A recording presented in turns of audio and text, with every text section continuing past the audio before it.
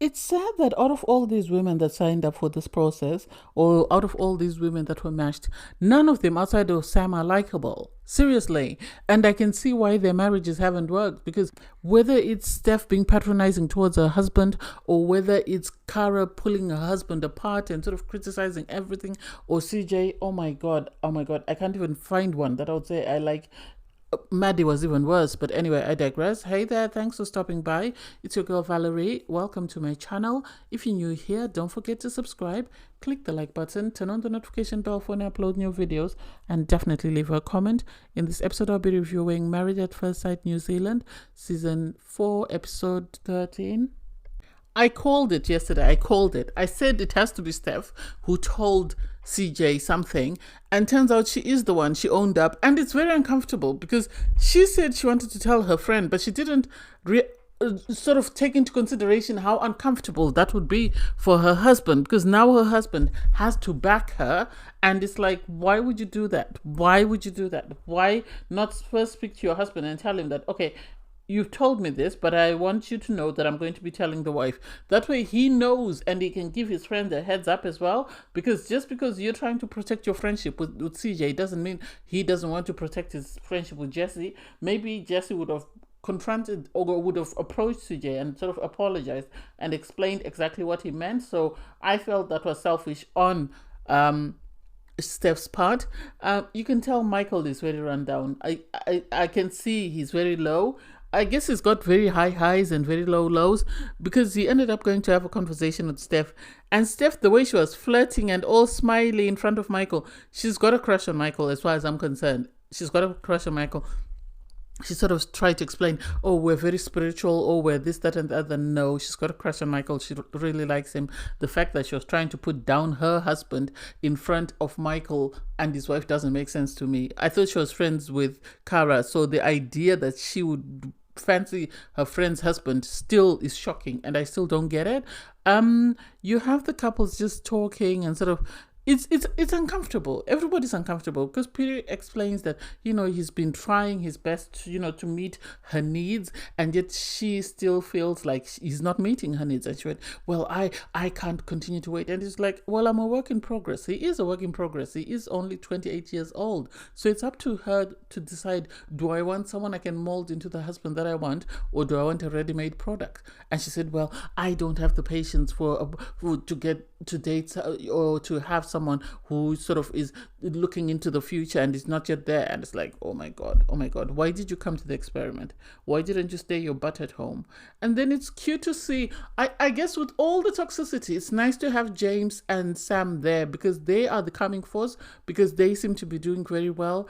Michael, he's not doing great. So the experts are told that they need to have a conversation about CJ. So the experts reveal that CJ has left the experiment. She's decided she's had enough, so she's not coming to the dinner party. Neither is she coming to the commitment ceremony. She is leaving the process altogether. So they show her sort of packing up, and she's saying, well, I can't continue to put up with this small boy. And it's like, you should have told the experts that you wanted a certain age range. That way they wouldn't have matched you with someone younger than you. You didn't give them an age specification. They matched you with someone. Deal with it. It's not just his age that's the problem. It's your attitude as well, and the way you talk, and you belittle him. The two of you are good at belittling each other. You want to score points. You are both always wanting to be right all the time. And so maybe marriage is not it for you. Maybe the two of you need to go to therapy individually and deal with your mess before you can think of sort of matching yourself up to somebody else, because at the moment you're doing a terrible job individually. So the experts told, Jesse that it was time for him to leave, since she was leaving the process. And then he was asked by Michael to, have you learned anything? And then he started dissecting their issues. And this is their problem, because they went on this hamster wheel and they kept going round and round and round and never seemed to get off. They always kept picking at the problems that they were having, instead of coming up with a solution to the problems. And so I'm not surprised that they've left, but it's the audacity for, Steph to sit there and not feel bad, because she contributed to this. Had she not taken the comment that Piri told her, maybe they would have been able to sit down and have a conversation, CJ and Jesse. But because of the comment, CJ had something else to hang her hat on. She had something else to complain about. And it's just a mess. It's just a whole lot of mess. So 2 marriages have already ended. And then they had Magnum ice creams to the rescue. And it's like, oh my God, the product placement for this show between KFC and Magnum is amazing. So after the dinner party, you have this conversation between Michael and Cara, where Michael is sort of airing out that he's struggling emotionally. He feels very low. And she, on her part, is sort of saying, oh, I don't believe anything he says because of the lies, because he told people he's not attracted to me, so I'm not buying whatever he's selling. And it's like, please, for the love of God, if you're not buying what this man is selling, pack your bag and go home. There's no need for you to stay in this experiment. If you feel like there's nothing there, there's no point in fighting for a relationship that's not going anywhere. You can go home. You're not being held hostage here. You can go home if you feel that this is not it for you. This is not doing it for you. You're free to go home at any time. You've seen CJ and Jesse go home. You've seen Maddie and Nate go home. So you can go home. Anyway, everyone is sort of nervous and they're getting ready for the commitment ceremony. Perry is feeling low because he feels like no matter what he does, it will never be good enough for his partner. And yet Steph is saying she wants someone who challenges her, and it's like, you don't mean to tell me that you're more advanced at everything than Perry. Please sit down. At the dinner party, she said that she felt like she was taking the motherly role in the relationship. And it's like, did he ask you to take that role? Did he ask you? No. You said you wanted him to open up. The moment you opened up, you found an excuse to say, oh, this, that, and the other. Anyway, at the commitment ceremony, the first couple up is Michael and Cara. And Cara is sort of sitting there and, oh, I don't believe what he's saying. I don't believe. Because you can tell Michael is not himself. He's not himself. Something is not right. And so for her to try and sort of confront him in front of the guys, after having said, I want to ask him in front of everyone. If you wanted to ask him in front of everyone, you should have done so at the dinner party. You wanted the experts to hold him accountable. And when the experts asked the guys and the guys wouldn't back up your claims, you then had nothing to say, because he said he's not getting that urge or that attraction, coming through. He didn't say he's not attracted to you. He just said he's not having that urge. And they actually played the clip. He didn't say, I'm not attracted to her. She's not. No, you've been saying he's not your type, and you're looking for an excuse to make yourself look good. And so you're looking for anything that he does that you feel is wrong, and you're going to hold on to it and use it as an excuse for why you're behaving that way. I didn't like that. And I wish the experts had hold her feet to the fire a bit longer. Anyway, they are then asked, do you want to stay or leave? Michael ums and ahs and then decides to stay. And after all this hassle of, oh, he's playing, he's pretending, he's not genuine, he's not this, that, and the other, she says stay. And it's like, why are you staying? Why are you staying if you don't trust this man? If you don't feel that he's being authentic? Pack your bags and go home. So I don't get why she wrote stay. And you could tell when she brought up the issue of attraction, you could tell that James felt some type of way. And I can see trouble in paradise for Sam and James, because they're going to have to address that. Next up is James and Sam. James and Sam are in love. They are in love. I think they're just trying to process to make sure that they truly are in love before they can sort of utter it out. It was nice to see how they talk and how supportive they are of one another and how they compliment one another. They're always giving each other affirmations. Are you okay? Yes, you are beautiful. Yes, you're this. Because they spoke about Sam and her insecurities about her body.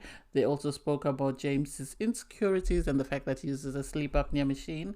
And it was nice to see that every time they brought something that might be concerning to their partner, the other one sort of gave words of affirmation, which was beautiful to see.